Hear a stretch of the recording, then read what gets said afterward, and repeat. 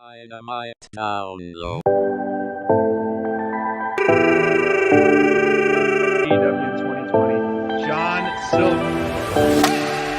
Special event, as you can see, SPD. For a splashing good time.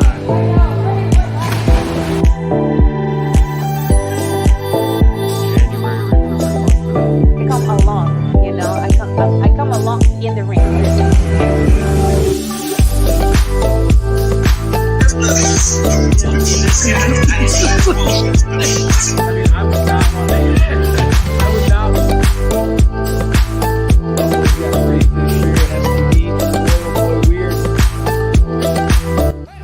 Welcome to Dynamite Download. Welcome. Guess who's back? Back Two. again. Crayfish is back. The old And staples SPD. in the house, baby. I love the shirt, bro. The Dukes in the house, my The man. Dukes. The Dukes. That's The Dukes right, are on baby. fire. The Dukes. The Dukes. The Dukes, The Dukes are on fire. fire. Yeah, baby. Now, I had you know, to rock the mock shirt tonight in honor of a real, a brave dude, man. I was really into what Mox was doing of late. yeah, you were. Digging him, leaning into those heel vibes. And it's just a testimony, man. We talked about it with Brian Cage, Yep. the importance of, really looking at mental health and being in tune to what your friends are going through. You can never judge a book by its cover. I mean, this is a guy for so many of us on the outside looking in, a guy who's living his dream, a guy who literally bled, sacrificed everything to get to this point in his life. Yeah. Really on top of the world. I was telling my wife before the show, I mean, this is a guy who looked like he could have won this world title tournament. I mean, Sure. he was clearly a favorite, and was destroying people left and right in the tournament. That's an understatement. Fresh off of interviewing 10, we got to see him just get bloodied and left beaten in the ring. Yeah. Moxley was on fire, man, and Yeah. had a book that just came out, which, I mean, everything that I've heard has been phenomenal about that. Want to check that out. For sure. But for that all to be on the surface, a new baby on the way, it's just a testimony, man. I mean, like, life is tough, and It is. I think we need to be, if anything, I hope that we're gaining an appreciation for, that struggle. That's, it's not always easy for people to get up and just face the day, and just keep pushing forward. And I got a lot of respect for Moxley to kind of take a step back and realize, I look at it in my own life, man. I got a baby coming in January, and it really makes you stop and think about, like, what kind of example do I want to live? And Sure. what kind of example do I want to give to that child? And I think Moxley, not to speak for the man, but Right. if he found himself in a position where he was coping with some of the stresses of life, or just leaning on alcohol to help him get through some of those Right. thoughts or those struggles that he was going through, for him to realize he doesn't want that to be the standard for him and his family. I got to give him a lot of respect for that. I think that was one of the more touching moments of tonight's show. CM Sure. Punk's promo we'll get into that. But CM Punk's promo was very on point, very poignant. And I thought very mature how AEW responded to that situation. So, No, you're saying what everyone is thinking and feeling for sure. And, this is, to me, one of the situations where social media is good because, Tony Khan was able to address it without any kind of backlash, but you saw the overwhelming support of a lot of our people that we like to follow in the IWC. And it seemed, pretty unanimous of the support. And in someone that, typically isn't known to be deep or emotional or, kind of talking John Moxley, the lunatic fringe at one point, the wild thing. yeah.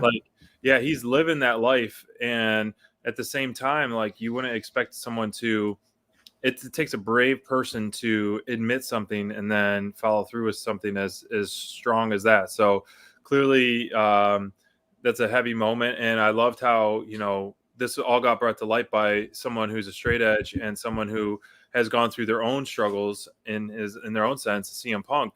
And CM Punk, having the crowd chant Moxley and not chant CM Punk, and he Classy. yeah, very, very classy for sure, and giving props to Moxley for doing that, and man to man addressing it, and man to man, having his back, and they've haven't seen eye to eye at certain times, but also looking straight into the camera and addressing the AEW universe. If anyone can get through to people, essentially, CM Punk's passion and delivery is one to do that. And so loved his promo. It was important to have that, and we wish the best for Mox. And when he comes back, not to to shift kind of a little lighter, but when he comes back, he's not going to be leaning into any heel. The fans are just going to be eating him up out of I almost had Moxley. I almost had him. You almost had him to team I heel, almost had him on my and squad. I completely agree with you. Like, it would have God. been a lot of fun at Full Gear to have him essentially lean into that heel versus Bryan Danielson and all that. But now, however long it takes, Mox to figure out his top priorities, his family and his life and his well-being, when he comes back, we're just going to have that rejuvenated babyface Mox, and the crowd is going to be so over for him, and that'll be great, because he works so well both ways. Mox's best friend right now, Eddie Kingston, got in the face of CM Punk last week during a promo, and CM Punk called him out as well. So the crowd was chanting for Full Gear. When this match happens, we're getting a face-to-face with these two guys on Friday, Rampage. But when this happens, man, this is going to be quite a battle. And I've talked about it, and we see it in Bryan Danielson matches, and we've seen it in CM Punk matches since debut. Totally different blend of matches, different styles. And this is another one of those. Eddie Kingston just put on an absolute physical banger with Bryan Danielson. And I counted 29 chops from this day forward. I will do the due diligence and do the chop count of Eddie Kingston matches, and maybe we can do it. Going? I'm going to get the tally sheet going, and I did. And I'm going to have an over/under poll every day, every one of his matches that we get on Dynamite or moving forward. But because that guy, man, my hand hurts thinking about those chops. My chest hurts thinking about Bryan Danielson's chest. But I'm excited for that match. It was a good. It's a if it happens, they're going face to face, but reading between the lines, this match is going to be pretty physical, and I don't know how well CM Punk's going to hold up to that level of physicality that the brawler Eddie Kingston is going to deliver. So especially with that extra, he's got that little extra fire in his belly right now after all that one of his best friends is going through. Eddie Kingston, brother, right? Eddie Kingston, just such a vocal advocate for mental health and the struggles of depression, and really one of the things we've grown to love about Eddie and his presentation, through AEW is just how authentic the guy is, how raw and real he is, and how he really does feel like someone who is fueled by feelings, a real human being who is, kind of very raw and very in touch with his passions and his fire inside. And that's one of the things that's made Eddie, even in those moments when he's been the one who took the beatings for when he and Mox were in a team together, Kingston would be the one who would often, get his butt kicked and then make the hot tag to Mox. That's one of the things we've always loved about Kingston is just that heart that he has. So CM Punk's going to be going against a guy who is all heart and who, unfortunately for Punk, has the ability to take out some of those feelings in the ring. Very passionate dude who is definitely going to put, he's going to put Punk through the ringer. This is going to be going against a veteran who is not going to back down. He's not going to be impressed that he's in the ring with a guy like CM Punk. It's going to be, it's going to be a war when those two go at each other, man. It's wild how this is all kind of playing out. All the while, you got to think about Moxley being removed from that tournament. although the AEW is such a complex company and really, like we talked about, maturely addresses big topics, real things. The Yep. loss of Brody Lee. This is another example of just a company that knows how to navigate heartbreak and difficult times with class. All this is going on, and it could have completely derailed the world title tournament. And they showed an ability to navigate that. And we started the show off with the world title, with the world champion. Title was not on the line, but I mean, probably for Kenny's benefit, because Alan Angels was pushing him at times. It was shocking for me to see the Best Bout Machine really tested like he was. Really struggled to put away 5 from the Dark Order. And, we are big advocates of the Dark Order here, but it was really shocking to me how long this match went, given how, what the pedigree that Kenny has. Sure. I was impressed, though, with, again, I know a lot of accolades are going to go towards 5 Alan Angels for, going toe-to-toe with Kenny. And we've seen a lot of these types of instances in the past where you get to see, kind of a guy who doesn't get that shot go against Kenny and shine. But I was really impressed by Kenny in this match, man. Just Kenny's ability to be so creative. He's always his offense, especially for being a main guy, right? We've grown up in an era, basically our whole lives, where a lot of these top stars, once they get to that top spot, they kind of dial back their offense, try to make their offense, their matches more safe so that they can stay on top for a longer period of time. They're not putting their body through that terror that can, if they're always going at 110 miles an hour. One of the things I love about Kenny is that he's not like that. He's not going to have the 5 moves of doom that we've seen before. This is a guy who's, again, almost every single time you see him, he finds a new way to be creative, to make his offense fit in the natural pacing and story of a match. He's not someone who is ever going to be, he's never, his stuff doesn't feel formulaic. He really does feel like an artist in the ring, and he's able to adapt and to move and to be fluid with his partner in the ring, and it really creates entertaining, compelling matchups. I know I'm preaching to the choir when I sing Kenny's praises to you, though, right? Yeah, you're preaching it all the way from North Carolina. Love that as well, man. So yeah, what I love about what AEW has consistently done and consistently will do is just like the long-term storytelling. There's been so much that happens on AEW television, you forget about some of the stuff, and I forgot about the match that they've had before, and Alan Angel's debut. And so on paper, when you see this tweet and you're like, wait, why are these two teams going, or why are these two guys going toe-to-toe tonight on Dynamite leading up to Full Gear? And then they tie it in and make it meaningful, and like it's not just some random roll the dice opponent in a sense. So it was nice to see Alan get that spotlight and an opening match for sure. And it is so fun. Kenny is so good. And so I hope when he loses the title that we don't lose Kenny Omega for any reason. I hope he can go straight into a feud with Budge or someone like that. So someone who can really push him to the limits in the ring. Yeah.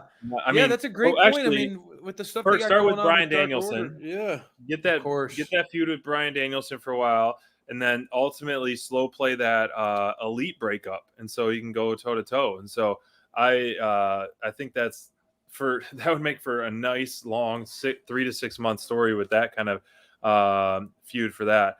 But the biggest part, I mean, Kenny Omega was going to put Alan Angels out with the chair, but we saw cowboy shit coming out right there, man, to save the day, title in hand. Is this looking into the crystal ball, what we're going to see in 10 days, where the Hangman is going to be lifting that gold over his head for the first time, passing the torch? I mean, we all think so.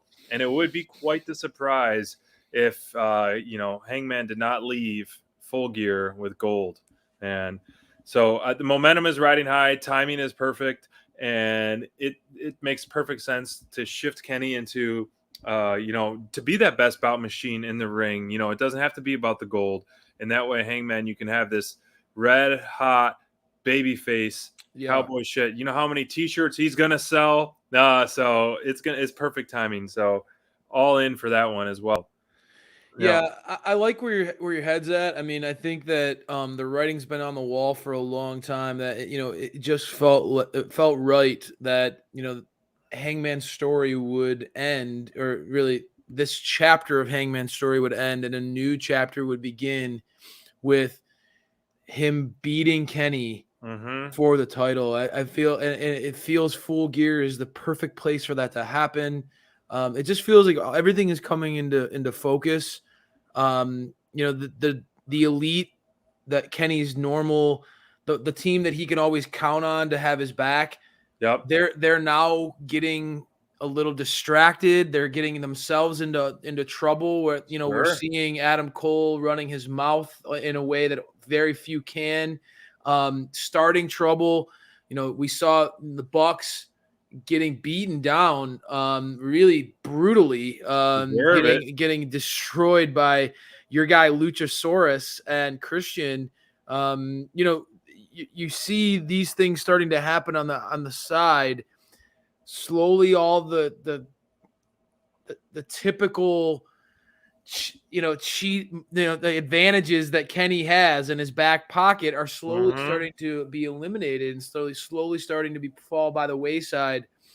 And with the Dark Order in Hangman's corner, the odds, if anything, don't seem to even. I mean, it's starting to really turn towards Hangman here as far as him having the About advantage at Full time. Gear. Finally, the elite kind of are put in a spot where they're no longer able to play the numbers game. And I think that will, like you said, I think it'll lead to not only a great chapter for Hangman coming up as a champion, Yep. but I think a new interesting chapter for Kenny because, Yeah. As champion, it does put him in a position where he is protected in some ways.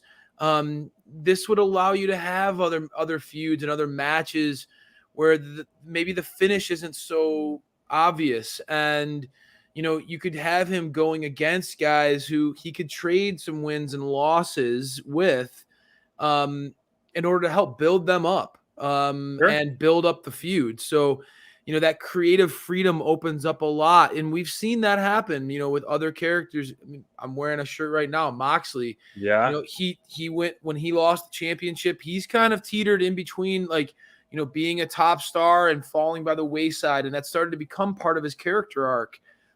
It certainly would be interesting to see, I think, what happens. I've been saying this for a long time, especially now that Adam Cole is in the fold. Right. What will happen to Kenny when he loses the title? What will, where will his ego and mystique and how can, with the elite, the Bucks no longer having the belts, Yep. Kenny not having the belts, do they start looking at each other and start, is there some of that infighting that would then happen? And, we know that would create some really compelling stuff. So I think that there's a lot there. Absolutely, man. I can't wait for the destruction of the elite for sure. Your guys, FTR, in a AAA tag team title matchup with Samurai Del Sol and Aerostar. And this to me was kind of like a junior Lucha Brothers. What we're going to kind of see how well the chemistry of the two styles go toe to toe. I mean, this team of Samurai and Aerostar, I really, really enjoyed, on the smaller side of guys, but you can see how well they mesh with that ground and pound heavy lifting of FTR, and it worked really well for most of the match. And if we're going to get that and then some when you face to face with the Lucha Bros, which you saw come out later. You just got to taste. Got a little taste. We just want a taste of Just this match. Just a taste of this match. Your guys, FTR, what did you think of this team that we haven't seen on AEW television before with Samurai and Aerostar? Well, yeah, I mean, and from, for those who aren't familiar, Aerostar, seen them on, had the opportunity to see Aerostar in the past. I've talked to you about my love for Lucha Underground. Yeah. And Samurai Del Sol, the returning Kalisto. So I mean, you do have some background on those guys, but being able to see them in this forum, and again, I've talked a lot about the lack of handcuffs that AEW kind of presents these guys in ring.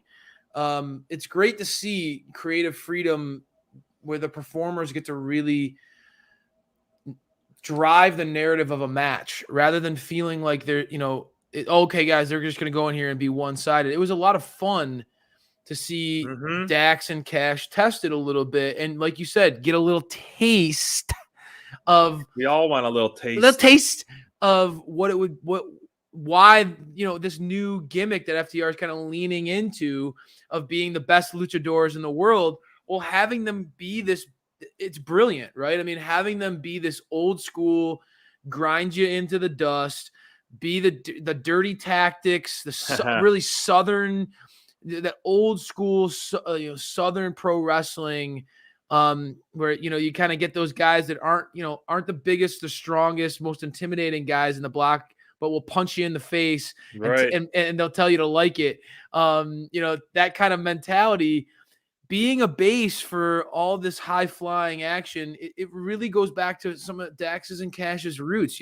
Right. No fists, no flips, just fists. That's one of the old school FTR mottos, baby. Like no flips, just fists, and just kind of sticking true to their principles. It allows them to then shine even further. And this one of the reasons why I love FTR is that they've always, especially in today's day and age of wrestling, and again, I think that the athletes and the performers of this modern era are some of the most athletically gifted performers that we could ever ask for.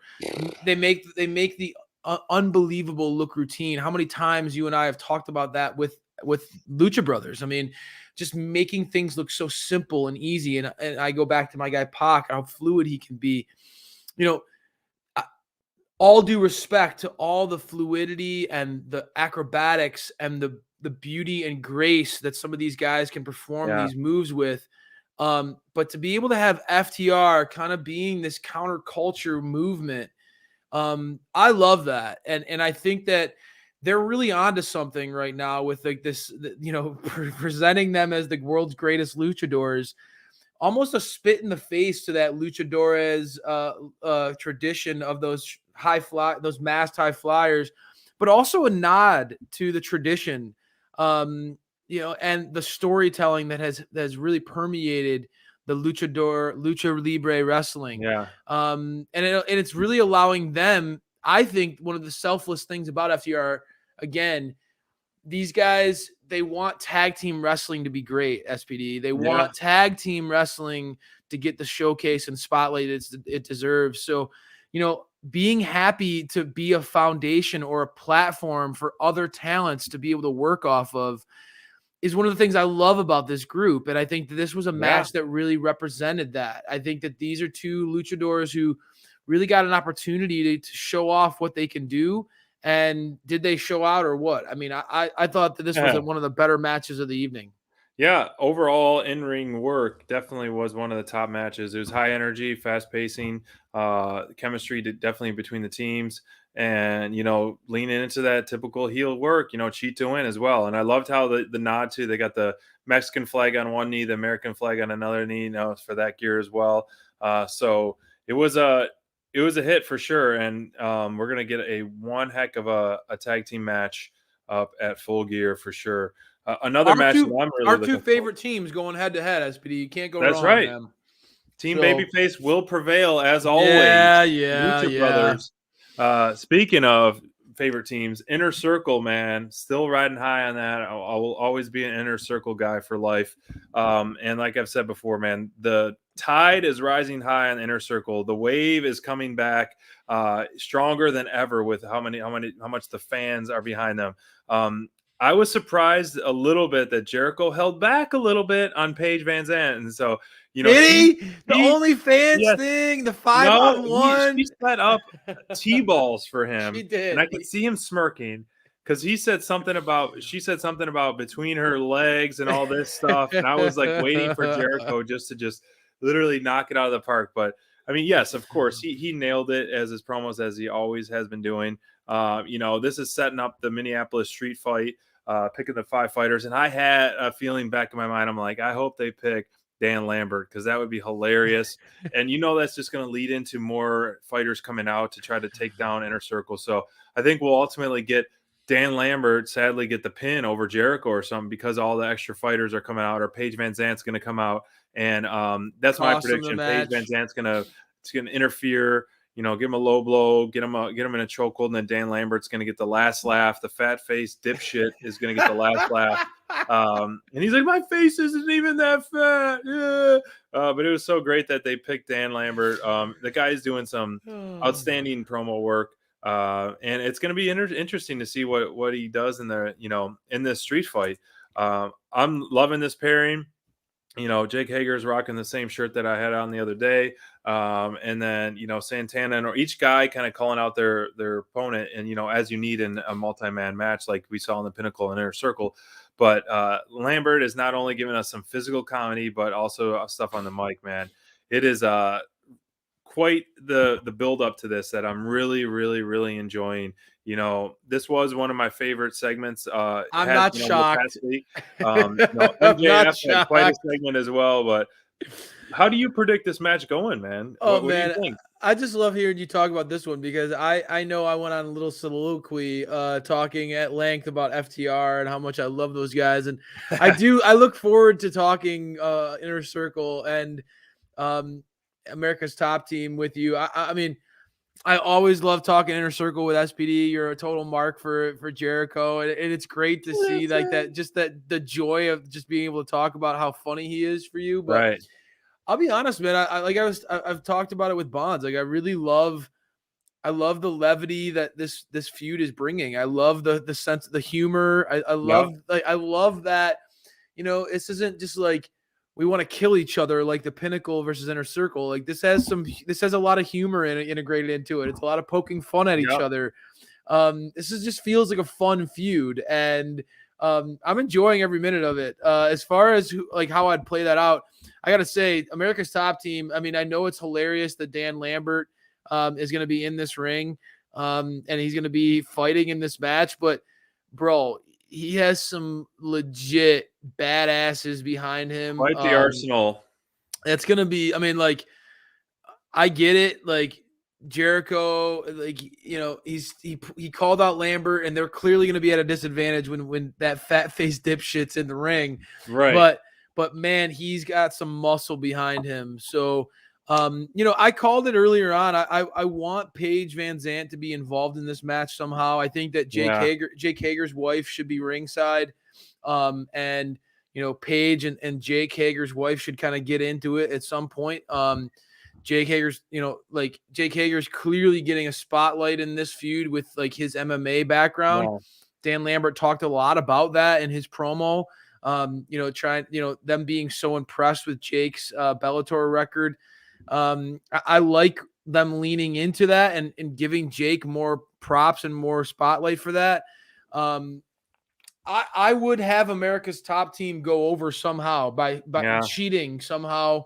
Or just not necessarily even getting too bad into cheating, but like really allowing those MMA badasses to do something behind the ref's back that really influences the match, some striking, something like that. But I definitely would play into the theatrics. I think Paige is clearly becoming a star in this whole feud. Her promo work is on point.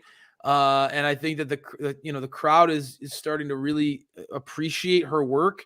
Mm-hmm. So I'd like her to be involved in some way or shape or form in the outcome of this match. I would have her cost Jericho the win. I think that it would be perfect if she ended up being involved, costing Jericho, having Dan Lambert get the pin on Jericho because of Paige. And then only pouring more fuel onto the fire where Jericho's going to hate her more. And some of those promos could be brought up to the 11th degree. That's how I would book it. Yeah. And then Lambert will claim that he's, one of the few guys him and Scorpio have pinned Jericho and all that stuff. So it. As much as I don't want that, I think that would make for some compelling stuff moving forward as well. Moving forward, we had the first round matchup with Anna Jay and Jamie Hayter After a tough round to follow last week with Sheeta and Deeb, which could have clearly, which most of the IWC and AEW fans, it could have been a finals match. So that was, they set the bar pretty high. Anna Jay and Jamie Hayter, obviously Anna's got some feud going with DMD, and so her best friend Ty Conti is going toe to toe with her at Full Gear. So we saw this in the first round, and I love Jamie's physicality in the ring. I think she's very, strong, a powerhouse in her own sense, and this one still fell to the wayside of the picture-in-picture. So we got a lot of the match in the picture-in-picture, which it's a title tournament. It's a tournament-style match. They need to make some more adjustments on that. The biggest story for me, other than the cheating and the winning, which you expected out of these heels, was the surprise emergence of Thunder Rosa. Yeah, baby. I didn't baby. expect them to throw that card in. Granted, it makes sense because they're facing each other in the next round, but I didn't expect Thunder Rosa to make the appearance to kind of, not necessarily come to the aid of Anna, but to go face to face with Team Britt. And I so love that. This is what I predicted with Bonds was looking at the bracket, it made most sense for Thunder Rosa to win because she's going against Jamie, and then I forget who then she'd go against Jade and she would take out Jade. And so her road to the top would be that much more compelling compared to others and would make sense as well. And then she can face Sheeta in the finals or something like that. And I would book it. I would book it with the ultimate pathway for Thunder. Have Thunder beat Britt's underling, have her beat Hayter, have her then go Britt. Then have her go toe to toe with Jade, who again, if you we were there for the Battle Royal at All Out. You got to see the story of Jade, Thunder, and Nyla. That those three are all intertwined with each other. I would book it where Thunder beats Jade, and then Thunder goes head to head with Nyla. Obviously Nyla has the leg up on Sheeta right now, with Sheeta having getting brutally attacked by the post match by Deeb. Then you have Thunder literally going through the two giants of the division, to basically the three powerhouses of the division, Hayter, Jade, and Nyla, to get to Britt. That's a hero's journey right there. That's a hero's conquering journey. Honestly, AEW can't really go wrong if they want to push Jade to the moon. I get that. And, having Jade then beat Thunder and Jade then beat Nyla, that story works great too, because Jade and Nyla have that trio all has a lot of history with each other. But for me, if I'm fantasy booking it, us here at Dynamite Download, we are firmly behind Thunder Rosa and Britt Baker as the sort of the apex, the absolute peak of the women's wrestling in AEW. It would be awesome for these two women to then hold belts, Thunder and Britt, and at some point in time, them kind of come face to face with each other, with each one having their own belt. And Britt would talk a lot of trash about the TBS belt. They had to make a belt just for you, Thunder. They had to, being the secondary title to Britt's main championship. Right. Thunder would take that, as a spit in the face, and she would, take offense to that, would add a lot of fire to that. I'm with you. Just having Thunder Rosa involved in the periphery of Britt Baker immediately gets me going, dude. It just gets me all geeked out, dude. It just gets me so pumped, because that's my favorite feud in pro wrestling over the last year and a half. I think that's, to me, still has created some of the most memorable moments in AEW history.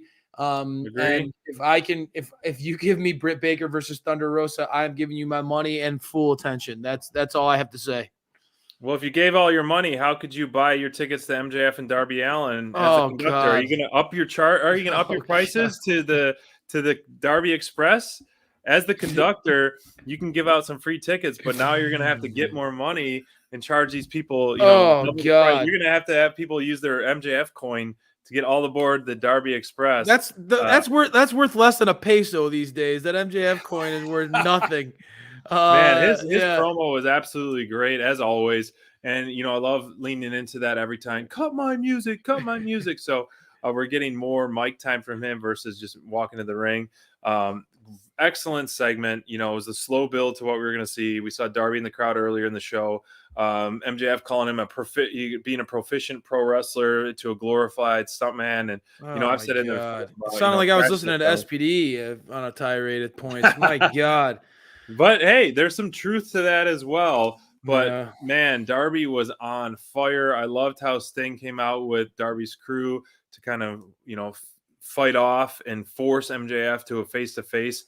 And did he knock MJF into another dimension over that railing? He was coming about a 60-yard dash, man, at full speed. And I didn't expect MJF to absorb He that. ate it. He ate that, bro. Almost in a ripped his bag head of off. chips, bro. I mean, Darby, like literally, I know you always like to tease me about Darby being a crash test dummy. Darby launched his whole freaking body weight through himself at MJF a million miles an hour. It was like a freight train coming your way, baby. I loved it. Choo-choo, baby. I loved it. I mean, MJF was standing on the tracks, my friend, and the Darby Express was coming on through. I think he felt that one tonight, dude. I loved every minute of it. And again, nothing makes me happier than seeing these two paired up with each other, because you truly have my least favorite wrestler in the world, an absolute jerk, scumbag, meatball, drizzling shits, MJF, going toe-to-toe with, to me, the unsung hero of AEW. That really, I mean, MJF, to his credit, really did put Darby over. That, Darby's spot is secure. Darby's not shaking in his boots when CM Punk joins the company, or Adam Cole, or Bobby Fish, or you can name a million different guys. They can walk through the doors of AEW. They can sign a contract. At no point in time is Darby Allin's spot threatened, because there's nobody quite like him in pro wrestling right now. And MJF did gave Darby his credit for that, all the while saying that he's way better than him and more important than him and all those things. So in typical MJF fashion, an underhanded compliment. The Darby Express, I feel like, is only fueled by those kind of comments. You could see, all the trash talk, all the focus that the MJF's had on trying to break Darby Allin's spirit. Right. Break him mentally. It felt like Darby was focused on breaking MJF. I can't wait to see these two in the ring together. Man, yeah, I'm more and more excited about this one for sure. They're doing such an excellent job of slow building it, stretching it out, giving us the ultimate payoff. And like I said before, and if Darby beats MJF at Full Gear, I will get my ticket and join the Darby Express. I can't wait. That will be where I punch my ticket to the Darby Express. Come on, baby. Get on board, baby. The Darby Express, if he takes out MJF, dude, we might have passed through the train station. You might be running with your ticket. Let me on. Doors closed. You've had moments like that with the subway at NYC, I'm sure. Let me on. Doors are closed, baby. All aboard. The conductor is not slowing down for anybody at this point. You either get on or get out of the way. Really great stuff by both these guys. And again, like you said, enjoyed seeing the Stinger, kind of influencing this, forcing this to happen. And again, Darby kind of saying this match at Full Gear is going to be a wrestling match. That really changed. I mean, to me, it adds another wrinkle into this, right? Because MJF takes so much pride on being able to, being this wrestling god, being, no one being able to beat him clean in the ring, because he's such a prodigy of pro wrestling.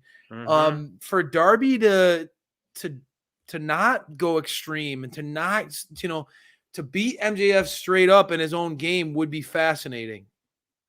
Yeah, I completely agree. And it's going to be tough to have a clean match. There's going to be a lot of shenanigans, as we expect out of any MJF match. And like I said, I hope this is where we kind of get the heavy seeds planted where we get the turn of Wardlow, maybe a Spears hitting him with a chair on accident or something like that. I really hope for that, man, because it would give us more storyline for sure. One of the more interesting stories that we are very invested in is the Cody Rhodes saga, I'm going so toe to toe. tired of Cody Rhodes Yeah, getting booed, man. I'm so sick versus of it.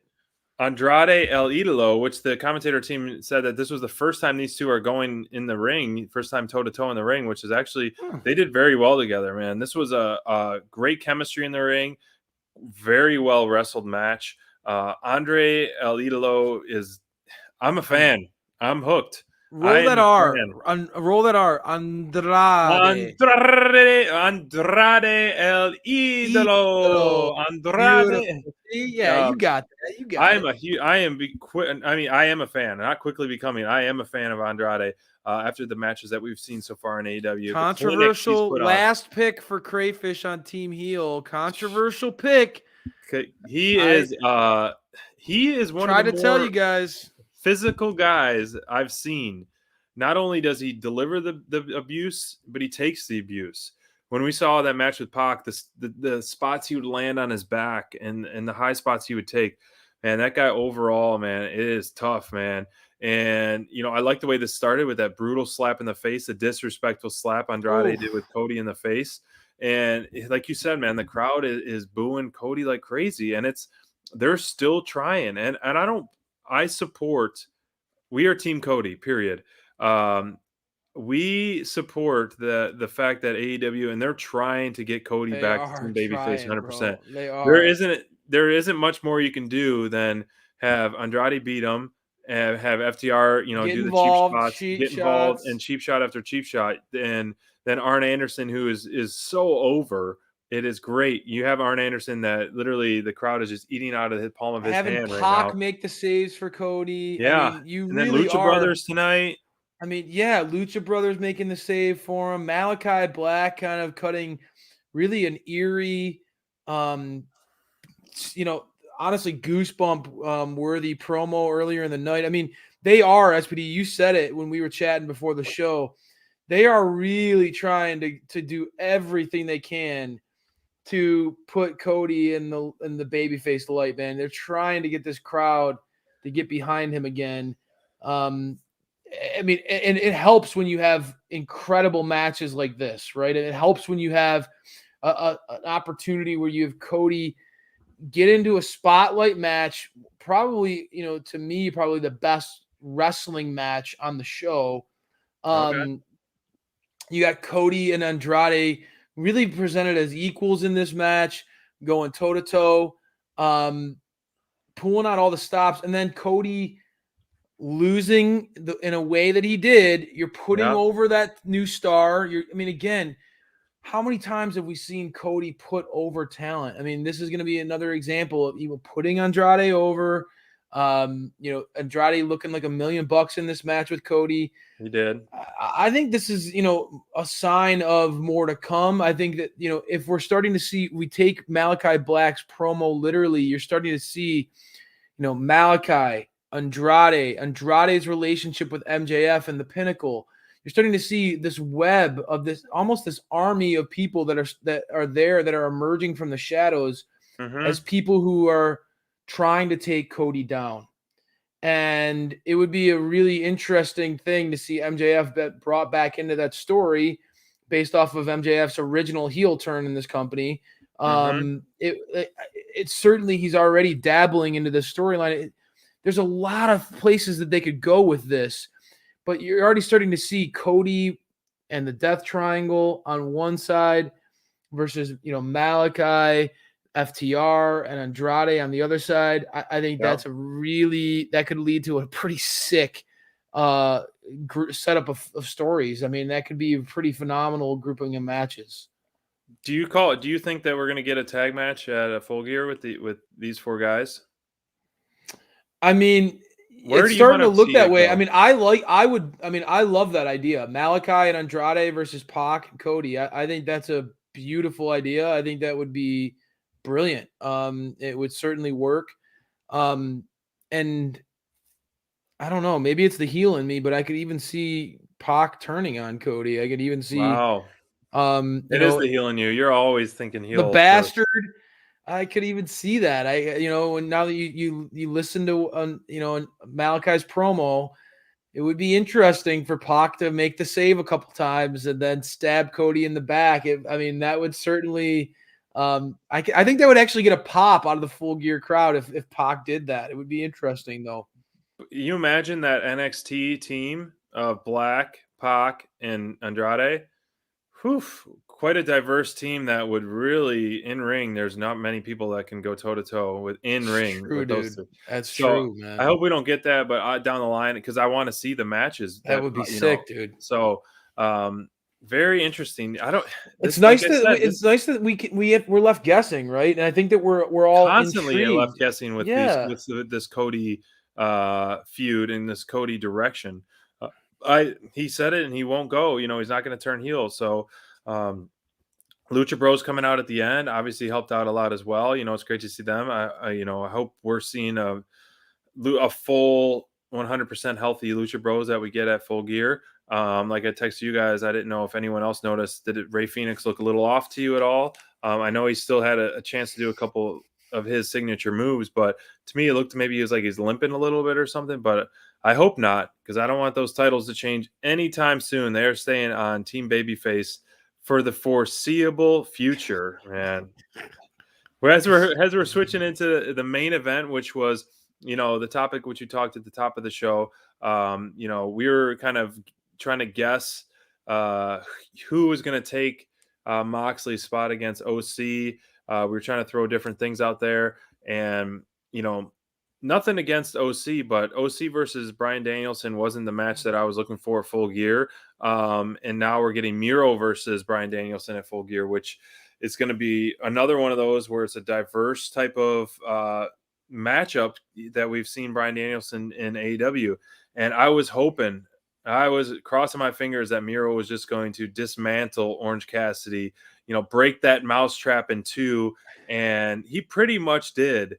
It was a pretty dominant performance by Miro. Even a couple through the of those high commercial spots break. for OC were pretty good. I really enjoyed that table spot. And then OC getting up and giving the thumbs up to Matt Hardy in the crowd. And so I thought that was a pretty comical and cool spot too. A really big spot and almost getting that count out. So almost making it relatively convincing that he could have won that in that form. But Miro, man, he was, shaking those off and throwing OC around pretty aggressively. And it was quite the mismatch in the ring overall. We loved what Miro was doing with his TNT title run. Just 100%. fire promos, fire matches in the ring. He was letting people get their spots. It wasn't being selfish in the ring, but then just literally putting them to sleep and just totally whooping them as well. So great replacement, if you could say replacement, great addition to the tournament. And we're going to get a fantastic main event or, main event of the tournament between Miro and Bryan Danielson on this. But, Danielson was on commentary and he came out to do that face-to-face. Miro shrugged it off. But I want the rise of Miro, man. I want to keep that rise. He deserves it, man. This guy is top of his game, top of his career right now, more than ever. It definitely, and it fits his story really well.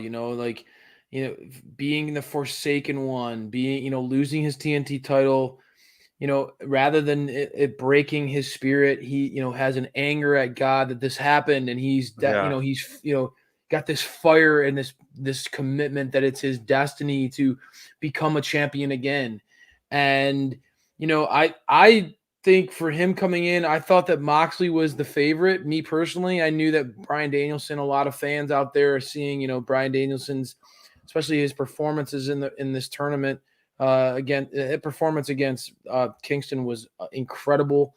But just chops. Seeing how he went toe to toe with Kenny already, he's already been presented as one of the top guys in the company, right? So I think a lot of people looked at him as potentially the favorite, but I was looking at Moxley being that guy because I saw Moxley being an opportunity to be that heel to go against potentially Hangman Page as the champ. If Hangman wins this at Full Gear, wins the title. Win. If he wins the world championship at Full Gear, Miro versus Hangman for that first title defense, to me, it makes the most sense. I would have Miro come in this. I would have Miro come in this tournament, and I would have him wreck OC like he did, and I would have him put on a clinic of a match with Bryan Danielson, and I would have him beat Bryan Danielson. Wow. And maybe that's with, outside antics with the elite Adam Cole, maybe something it's, you do a spin-off feud of Bryan Danielson versus somebody in the elite. But even without that, I think that Miro has the momentum, has the ability to be a convincing win over Bryan Danielson without taking the luster off of him. Sure. Miro has been presented as one of the most dominant members of the AEW roster for this entire year. Absolutely. Especially since summer. He's been, a guy who's really rounded into form as a guy who's not somebody to mess with. So I don't know. I think that his style in the ring would work really, really well with Hangman. I think two powerhouses, two physical guys. Not to say Bryan Danielson can't make a match work with anybody, but True. I think that Miro also adds, he can be a first loss to, he can lose to Hangman without losing credibility. And I think that would only add more motivation to his character. He could be angry at God that, he was thrust into this position without warning and, yada, yada, yada. If he comes up short, he could then recoil and his battle of like where he stands and his glory and his destiny to be a champion and all that stuff. It just becomes more complex and more compelling to me. So I love how they pivoted with this. They turned lemonade. They made lemonade out of lemons in a situation with Moxley. I was really loving where they were going with that, but I think that they quickly were able to pivot, and this Miro is a very compelling storyline in this tournament now. He is. And the more talking through it, like, I think it would be cool. Either way, we're going to see like a double main event, pretty soon when Hangman wins the title and then his first challenger. It's either Bryan Danielson or Miro, and that's an immediate, amazing first matchup if that will be the first one. So it's a win-win for us all. But, I said it before, I could totally see the elite costing Bryan Danielson his road to the belt, and then obviously he's gonna lose the belt again. Kenny Omega is gonna lose the belt, so then that can start breaking away that subside feud as well. So it would make sense for Bryan. I mean, he's got to take a loss eventually, and I don't think his time is now to get that title shot. Yes, he deserves it. He's worked his way up. He's ranked number 4. He's working his way up the ranks, and he's putting on clinics in the ring, so he's earning it. But I think it'll be more fun for us as fans to watch him go toe to toe through the elite more currently versus chasing the gold. Agreed. And Miro with the physicality and stuff, man. Keep pushing him, giving him that spotlight, get him that title shot. Yes, and all in all, we'll have Hangman become victorious, but it would be very compelling because you want to give heat for Miro, and you want to have the rise of stardom for Hangman even more. So if you had Bryan Danielson, who's stardom, they're like neck and neck of who's as far as popular, yes, yeah, and fans would appreciate that, and we would love that. But I think it makes more sense to get that story with Miro, and this overall promo and match. This was why he was your top performer of the night. Wow. Well, I'm pleased to see your surprised top by mine. I'm surprised. I'm pleased to see it. My pick was Miro because of him being able to throughout the night. His promo work I thought was really fantastic early in the night. Yeah. One of the better promos of the night, and again, great promo work throughout the show. Really not a bad promo of the bunch tonight. When you think about it, great promos across the board tonight, but Miro's promo stood out. He's really this character direction of the Redeemer is really transformed him in AEW to being one of one of the most must-see acts in the company. Just a lot of fun watching him navigate this and feel like allow this character to sort of come to life. And then for him to come into the tournament, big shoes to fill. Moxley has been an absolute warpath, and has been really. I've been loving Mox's work of late. I think he's been absolutely just brutal in the ring. For Miro to come into that moment, to step into that spotlight, that opportunity, and just absolutely decimate Orange Cassidy the way he did. I know that you were probably grinning ear to ear seeing that. And for him to advance into the world title tournament, to have an opportunity to become the number one contender, I loved it. I thought he absolutely killed it tonight. Great night for our man, the Redeemer, Miro. FTR, believe it or not. Shocked. SPD. Who did you think I was going to pick? FTR would not have been on the list just because I know that I've been trying to get you on board with them for a long time. You have, I'm Team FTR. Now you're fully on Team FTR. Now that they're your top performer. They've been my top before. I know. It feels Love like us some Uncle Dax. You know what? You're right. Dax has definitely won you over the course of this year. I guess I just wasn't expecting that. I thought maybe I would have seen you. I know you probably loved Jericho's segment. I thought maybe that could have been a Jericho. It could have been a Jericho pick out of you tonight. I'm a tag. So I know you're a tag team guy. I'm a tag team guy, and I'm hoping for the resurgence of the tag team division, and we're slowly starting to get that. So the only we haven't seen many tag team matches on TV as of late, and so this one really clicked for me. And overall, with the match, and then the shenanigans with the Cody match, true. So they had more involvement of the show. So I picked them for my top performers. I really enjoyed watching what the character work that they're doing and the in-ring work that they're doing. So definitely. They're my top performers, and they're building up a feud with, again, the Lucha Brothers, and this is a feud that I know you and I are heavily invested in. My favorite tag team going against your favorite tag team, and you go back, for those of you who go back and check out our discussion on that segment, because that definitely was one of the more entertaining moments of the night, of veterans going toe to toe with each other. I thought you're not going to have to convince me. FTR as top performers, top guys, they know what they're doing, man. These guys are phenomenal at what they do. They are absolutely phenomenal. In the comments, make sure you tell us who were your top performers of the night. Make sure you get that, interact with us on social. Make sure you're commenting on those posts, sharing those posts. We appreciate the love and support from you guys. Helps this show keep going. That's right. Grateful for the fans out there who support with the likes, the shares of the content, tagging us in posts. It's always great interacting with you guys. It's such a joy. We really appreciate the love and support from you guys.